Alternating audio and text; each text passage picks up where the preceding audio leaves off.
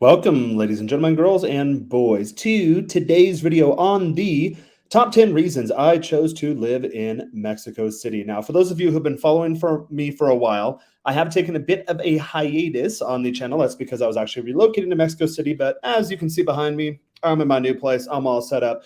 I'm ready to roll, and I have a lot of people that reach out to me and ask me, Jaron, of all the places in the world you can live now that you're location independent, why Mexico City?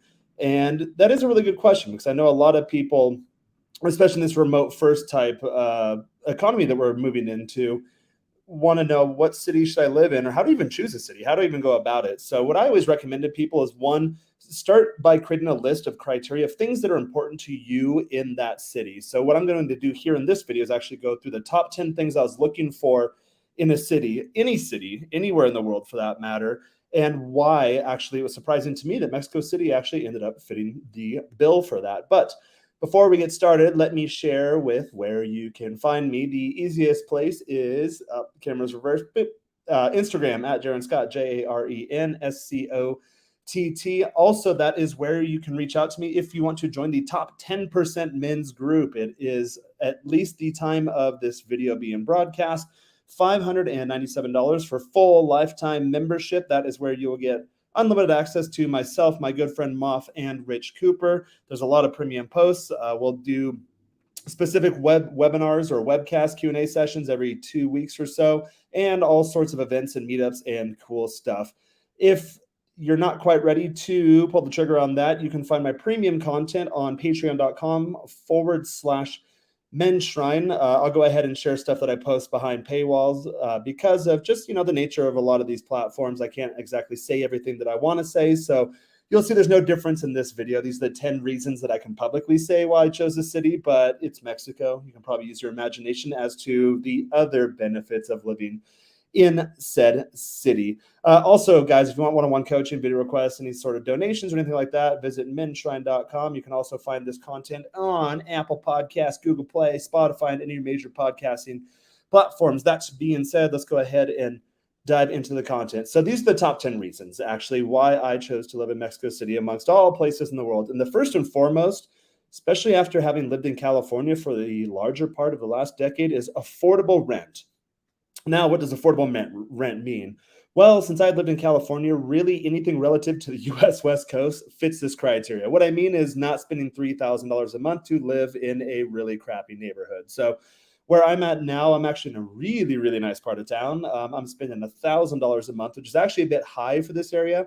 However, it's cash only, no contract, no deposit, any of that sort of stuff. Here in Mexico City, especially, in most of Latin America, so, the last couple of years, especially since COVID, that a lot of the places that were formerly hotels or they were like apartments where families would live, they're doing like the 30-day cash only price because a lot of Americans and people from all over the world, a lot of expats are coming to these cities. So they've adopted their business model a little bit. Previously, when I lived in Mexico like 15 years ago, it was actually a real pain in the ass to get an apartment. You had to get what's called an aval or fiador, which is someone who literally a co-signer for you. And a lot of people don't want to co-sign for foreigners in these countries, especially when we get the bad rap of trashing places and leaving. Unfortunately, a lot of Americans and other foreigners do that. I don't do that. So guys, if you're going to come and join me in Mexico City, please do not trash your apartments and make it a less than desirable place for me to live because I have to stay here and people get mad at me for your actions. Number two, this surprised me a lot. I didn't realize this is a big criteria for me for living in a city or liking living in a city, but mountainous or having some sort of geographical, topographical terrain. I, at one point, had lived in Houston for 3 years, and I'll tell you what, almost immediately I felt something was off, and eventually it actually drove me nuts, the fact that Houston was so flat. The people there are wonderful. I absolutely enjoyed my time there, but the flatness was just insane to me. So on my list of criteria, guys, and these are in no particular order, by the way. So, it's not the second most important thing on my list, but mountainous, having some sort of outdoor green spaces, mountain type activities. I need a change in my natural environment and just looking out and then seeing flat horizon as far as the eye can see. Don't know why. That just kind of drove me nuts. So I added that to my list of top 10 things to look for in a city. Number three, spring-like climate year-round. I alluded to the fact just a second ago that I had actually lived in Mexico before. I actually did a 2-year undergraduate exchange down here at one time and then stayed here for another 2 years to work. So previously, I lived in Guadalajara, Mexico. I also like Medellin, Colombia quite a bit, and that is because, amongst other reasons listed here on the list, is the spring-like climate. It's nice going outside and having the weather always be perfect. I lived in California for a while too, and it was pretty much the same reason. Although I was in San Diego. San Diego did get a little cold at time. Mexico City is really high in elevation, so it gets pretty cold at nighttime in the wintertime and even in the later afternoon. But now it's perfect. It's springtime and it'll stay this temperature, 77 to 80 degrees every single day.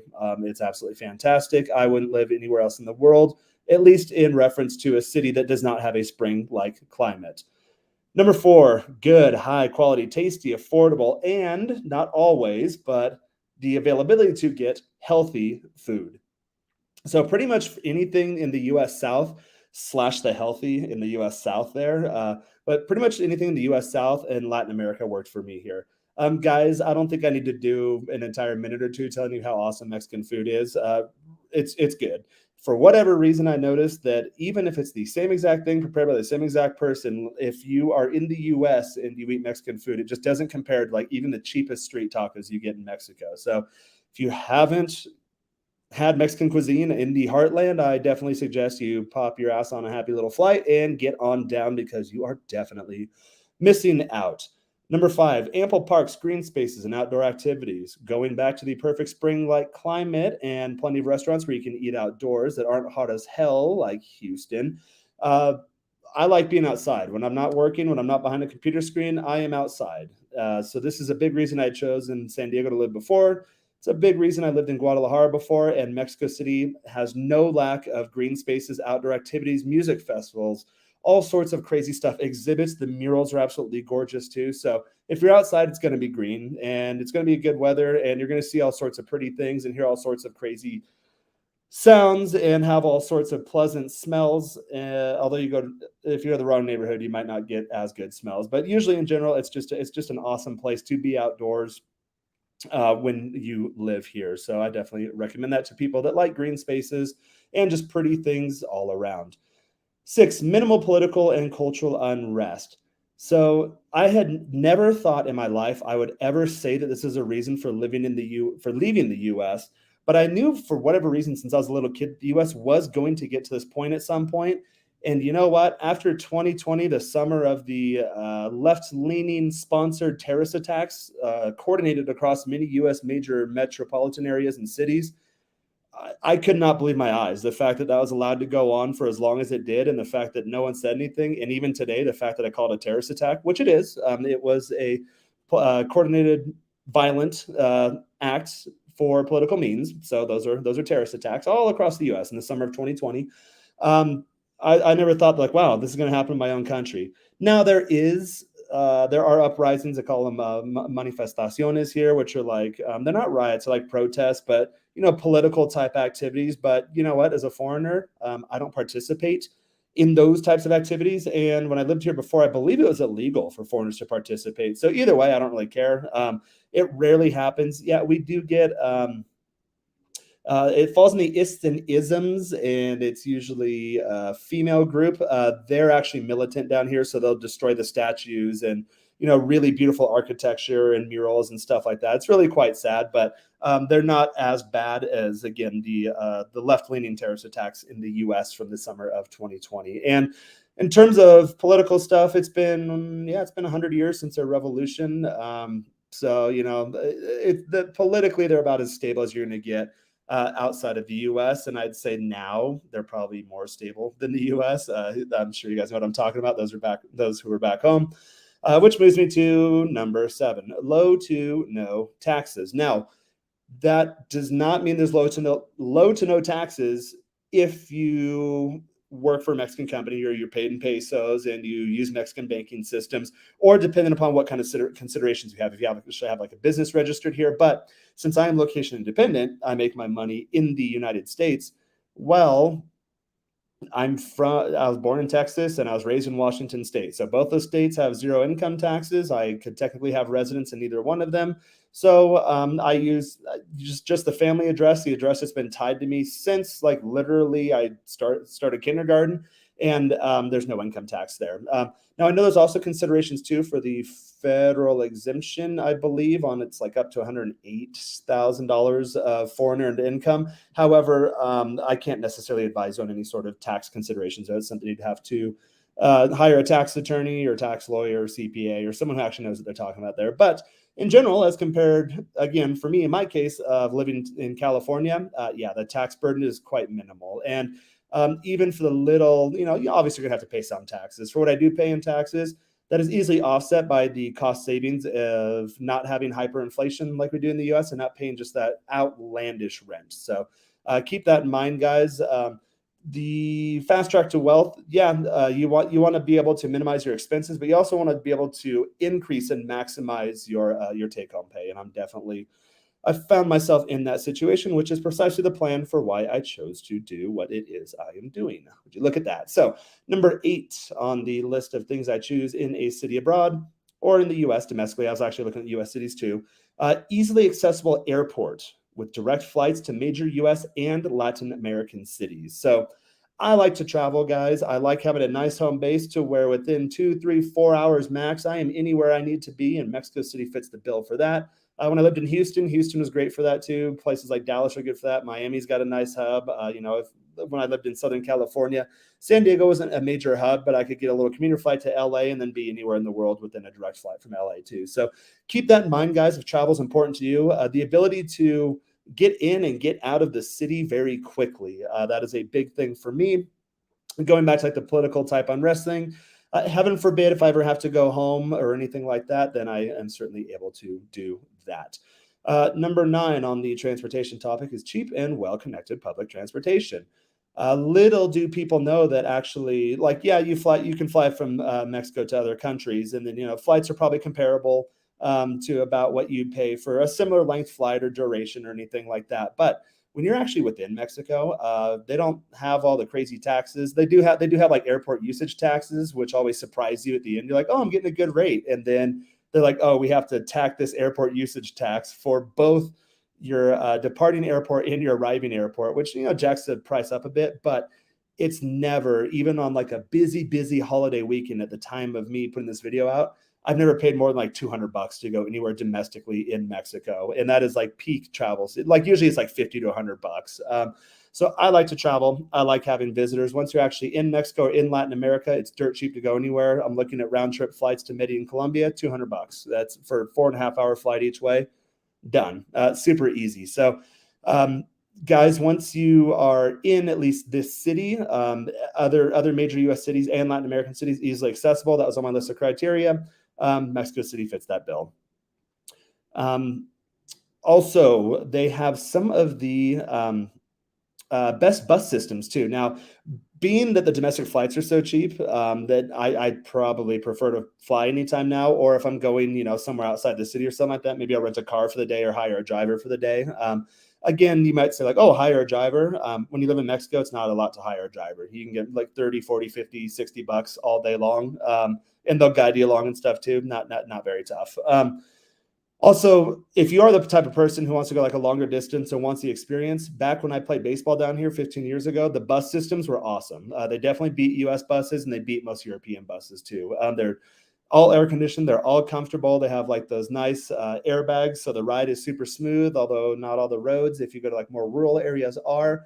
They give you food, they have movies, and they're usually super comfortable. I recommend if you're going to ride a bus here, get it later in the evening. You can like literally sleep through the entire bus ride, wake up, you're in a new destination. And buses are usually used for if you're going like off the beaten path. They have like a lot of, they call them like pueblos mágicos, which is like these enchanted small kind of traditional Mexican small towns, and they're absolutely amazing for those. Obviously, you're not going to fly a 737 to these little teeny tiny towns. So you need to get on a bus at some point. But the buses, I believe, at least when I lived here before, it was the world's best and most connected system. And I wouldn't be surprised if that were still the case today. And number 10, I know a lot of you guys follow me because you're interested in the whole dating topic. Well, it's not the most important thing on my list. Obviously, guys, once you get that down and you're aware of who you are and how you come into the world and show up, and you know what, if people find you attractive, they're going to find you attractive no matter where you are. However, in terms of density or in terms of just having attractive women from all over the world. And not only that, but those that are enthusiastic to date people in my situation, you know, foreigner in relatively good shape, have a pretty good career, got things going on, got my head screwed on right. Well, there's an abundance of attractive women that want to date guys exactly like me. So um, when I lived in the U.S., Houston, I did well in Houston too. A lot of guys say they have issues in Miami because they're not like rappers, they don't live the mansion life. Guys learn Spanish, Miami, you will have no problem. You have no competition. For me, I speak Spanish, and no problem in Mexico City. And not only now, I know there's always debate, like, we're the most attractive girls in Mexico, and it varies vastly by region here because there's so much diversity in Mexico itself and amongst Latin America as a whole. But Mexico City is a hub city, so it is essentially like the New York of the Spanish-speaking world in the Americas. So you're going to meet people from all over the world here. You're going to have food from all over the world. You're going to have experiences, music, and everything. And yes, attractive women from all over the world here. And if you are like in kind of the foreigner group, you're going to come across them. So definitely, I was quite surprised. I lived in Guadalajara before, some of the arguably most beautiful women in Mexico, but in Mexico City, there's girls from Guadalajara, there's girls from Southern Mexico, there's girls from Northern Mexico, there's girls from Central America, South America, all over the place. French, German, Italian, you name it, even Asian girls, they're all here, guys. So again, not the most important thing on my list of criteria. There's beautiful women everywhere you go in the world. And pardon the sirens, one negative thing of Mexico City is the traffic.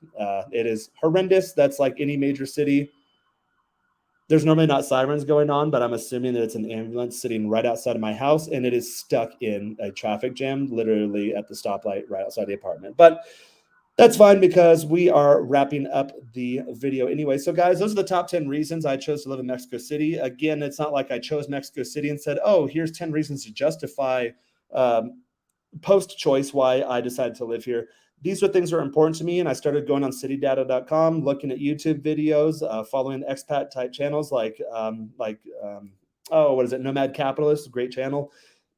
And then it just turned out like, wow, I just saw Mexico City was showing up on each and every one of these things that I put on my list of criteria. And before I knew it, I always recommend doing this, guys. Once you have like a short list, maybe 2-3 cities or so dialed in that you like, take an exploratory trip.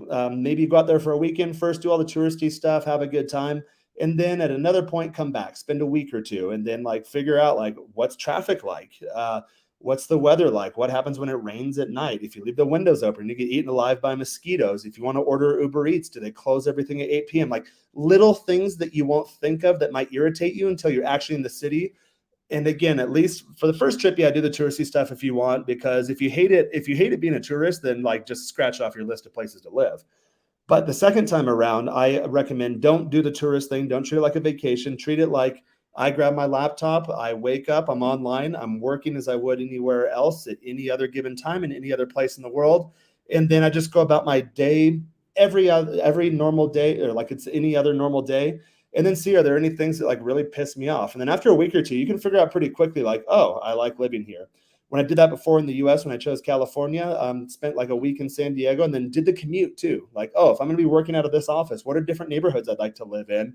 Yeah, I'm a nerd. I'd get up early. I was staying in a hotel, but I'd start in that neighborhood about the time I'd have to commute to the office if I'm going to accept this job offer, and then start commuting. Now, obviously, in the remote first world, that's not a consideration, but definitely give your city not only an exploratory trip, but a trial run, like an actual, like, if I were to live here, here's what it would look like.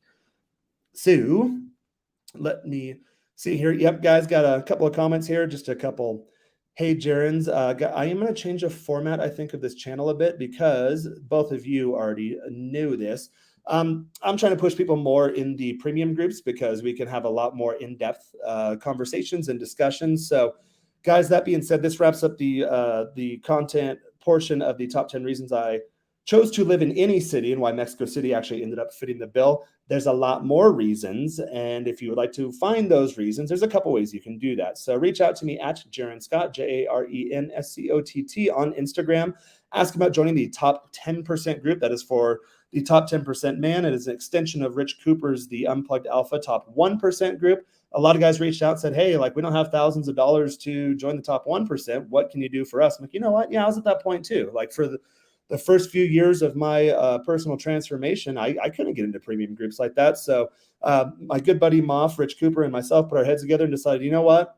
We'll give you a one-time fee for now. At the time of posting this video, it is $597 for lifetime membership, and that gets you direct access to me, Moff, and Richard Cooper. We will do all sorts of premium posts. I do at least one a week. I'll do public streams, but I'll also do some post paywall private streams where we can really dive into topics that we can't put out there publicly. We have bi-weekly webinars. We'll have meetups and coordinate all sorts of events. And really, guys, it's just more, it's top level stuff. So the conversations will go to a level that we can't take them on more of your public platforms. And that's fine, because YouTube is actually more of kind of a top of the funnel lead generator for these types of, content creators. So I'm going to change the format a bit. These videos will be a little shorter. They probably won't be every day. However, I will be active in the top 10% group every single day. Guys, if you aren't ready to pony up the $600 yet, that's fine. I'd recommend go to patreon.com/MENSHRINE. I can at least share my premium posts there in any of those tiers. I believe what I'll probably do is just have my premium post in the $25 tier, $50 tier gets you that, and then like access to me on chat. And then I'll probably close the $100 tier for now, because I want people to go into that top 10% group. There's going to be a lot more activity there because you're getting three of us. You're not just getting me, you're getting three content creators. And that's where I'm going to put my focus. However, I'd say go to Patreon, sign up for the lowest tier, the $25 tier, and then I'll at least put my post there. I'm not going to interact with them. Not going to leave comments. I don't want to spread myself too thin, but at least that'll give you an idea of what to expect in the top 10%. And then when you're ready to come on over. We'd love to have you. So that being said, I'm going to go ahead and wrap up this video. Again, follow me on Instagram at Jaron Scott, JarenScott. You can visit menshrin.com for one-on-one coaching, sponsored YouTube video requests. Or if you want to send a couple bucks my way via donation. Also, yeah, guys, we want the premium content, premium posts only. Patreon.com/MENSHRINE. Sign up for that $25 tier. Or top 10%, which is where you really want to go and where I want you to go. Let's be honest here. Just reach out to me on Instagram at Jaron Scott, and I'll get you in there. Free audio only, people. You can find all these streams on Spotify, Apple Podcasts, Google Play, whatever those stores name, all your major podcasting platforms. And with that being said, I want to thank you all for stopping on by. It's been nice getting on a stream again. It's been a couple of weeks, and I look forward to doing more of these. But more importantly, I look forward to seeing you guys in my private group, because that's where we're really going to be able to have a good time and actually chat and, chop stuff up. So that being said, I want to thank you again. Thank you all for stopping by. And until next time, I shall bid all of y'all farewell.